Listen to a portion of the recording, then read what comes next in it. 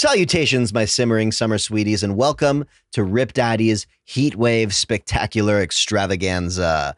Today, we're asking, what action did your character take during a D&D game that shocked the DM? Part 3. Is it really even a shock anymore? I went into full-on murder hobo mode and stabbed the elderly lord of a small town in the throat while we were feasting with him. And then I sat down in his chair and called for more wine while he bled out, and my party dealt with his son and bodyguards. It's not shocking that someone went murder hobo. That happens all the time in D&D. It was shocking because up until this point, our party had played fairly honorably for the last 6 months, and my actions were not expected. It also kinda derailed the campaign for a bit, as this lord was our benefactor and was currently the one who gave us all our missions. Of course, the party jumped in to save me. They got sucked into my evil act just like that, which was also shocking because they were all good aligned characters and had given no hint that they would engage in such actions. I was the lone true neutral character, but this action was so chaotic and seemingly evil that it threw everyone for a loop. The party naturally was like, WTF, dude? Why'd you do that? So I explained that I was tired of all the missions to rid his land of pests and bandits when it was his ineptitude that allowed such problems to occur in the first place, and that most likely he wasn't giving us the whole story of how these problems even started, which made him decidedly distrustful and potentially dangerous for us to associate with in the long run. The DM had strongly hinted at this several times. The group couldn't argue with my logic, and the DM eventually confirmed the old lord was in league with a group of villains, but still, the group was quite miffed that I just pulled that kind of shenanigan without asking them for input. The DM did stifle any dreams I had in becoming the new lord of the town. The remaining guards gathered up the townspeople and chased us away, but not before we raided his treasure room. I was the DM, and I've been waiting for years for the right question to tell this story. My friend loved to play a rogue. He'd run around backstabbing, pickpocketing, and just generally having a good time. But the one thing he always did was make sure there were no traps, ever, on anything, anywhere. He was very thorough. I don't think he had ever been surprised by a trap, although he may have set one off with a bad roll here and there. So the party had just finished a dungeon dive, literally, as part of the dungeon was underwater. But they'd managed to avoid flooding the rest, in part because the rogue was always meticulous about checking for traps. It was a mostly undead-filled dungeon. I think the rogue was a little impatient because he hadn't been able to backstab as much as he'd have liked. But they all survived, and they got to the central temple with the MacGuffin-filled treasure receptacle.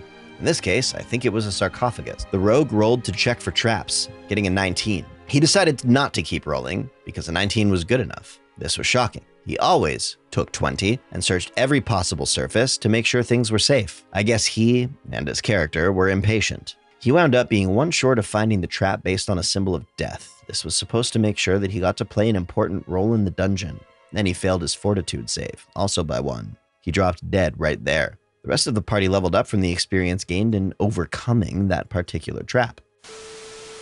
We were playing 3.5 edition. I was a satyr bard named Baxter. He had absolutely insane stats. I basically had to roll a nat 1 or the enemy roll a nat 20 to fail any of my performance, bluff, or diplomacy checks. I strolled into a town and decided this would be my town. I made friends with every citizen, guard, trader, and even the king. Everywhere we went, Baxter could get away with damn near anything, and he loved it. One day, he tried to woo an elven woman. Not only did she not like him, she found him annoying. Now, here is where I disclaim that, like any fae, Baxter was mischievous above anything, but rarely evil. That changed once his charm had worn out. He did everything he could to make her fall in love with him. He talked the guards into letting her brother out of prison, paid off her debts, and of course gave her many extravagant gifts. Nothing worked, and with each kind act of his, she grew more and more cruel to him. Finally, an opportunity arose to save her life, and save her he did. With big, beautiful eyes, she looked up and said, "I can't believe after how I've treated you, you'd save me."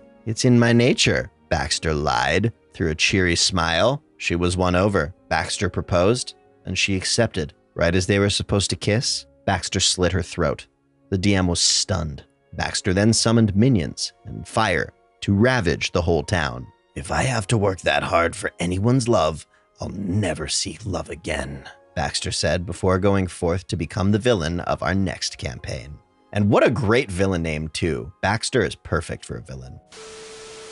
My paladin threatened to smite an abused orphan little girl. So my paladin had a chronic fear of wild children, a quirk I gave her after the DM repeatedly used children cliches, little girls at the ends of hallways, succubi disguised as children, ghost kids, you name it. So to set the scene, we've essentially been sent to find the Slender Man. We find a cabin in the woods. When we break in, it looks like a torture room, and there's a little 8-year-old girl in a cage on the floor. Immediately, people start talking about how to get them out. My paladin then shocks everyone by just being like, "No, absolutely not. This thing is clearly evil." I wasn't metagaming or anything and had no idea how right I was as my paladin explained that. There is never simply a child, essentially laying out that if this was a normal kid, why would it be in a cage with its legs broken rather than just locked in a room? All the while, there's a wailing orphaned kid being healed by the cleric, and my paladin senses aren't telling me anything. The DM is threatening my alignment, but I just nod acceptingly because this is her character flaw. Turns out the kid was an evil extraplanar demon thing that had been trapped inside a kid's body, to which my paladin was just like, See? There's never simply a child." And the DM didn't use any children cliches for a long time after that. TLDR, lawful good paladin with irrational fear of children threatens abused orphan. Our party found a necklace of fireballs among the loot of our previous week's adventure. As it was a sandbox campaign written week by week, this meant in the continuity I happened to have it on me a few weeks later when we were not doing particularly well in a fight taking place through a doorway, essentially bottlenecking both us as well as the monsters. We were running low on everything: time, spells, hit points, fucks to give. It was late, and we weren't winning. In a moment of brilliance, read depraved indifference to human life, I remembered the necklace, but instead of plucking one of the red orbs off the necklace and throwing it at the monsters, I activated a single one while still on the necklace, and then tossed the whole thing into the room. It was at this point, everyone stared at me wide-eyed, with their mouths agape. The fighter was still in there. Oops. After the damage from my cluster bomb had been rolled, which required a lot of dice, it turned out I had changed the course of the storyline in 2 ways. Firstly, we would need a replacement fighter. Ours didn't make it. So sad. R.I.P. what's his name? He never got a chance to grow on me. Secondly, the leader of the monsters, and I cannot for the life of me remember what they were, was scripted to make good his escape while his minions bogged us down. But like, what's his name? He didn't make it either. The DM was not pleased. Thankfully, we all learned some important lessons that day, chief among which was, if you are going to try and end a conflict, there are broadly 2 ways to do that: fighting until the enemy surrenders, or victory by overwhelming force. I threw a sarcophagus.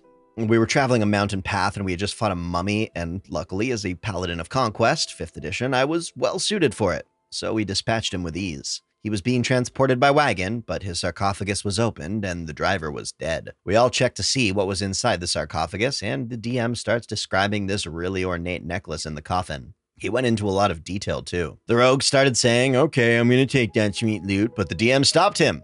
I was the only one within 20 feet, and it was my investigation check that had discovered it. Metagaming doesn't fly at our table. I'm like 85% sure this is a trap, and my character ain't no dope neither.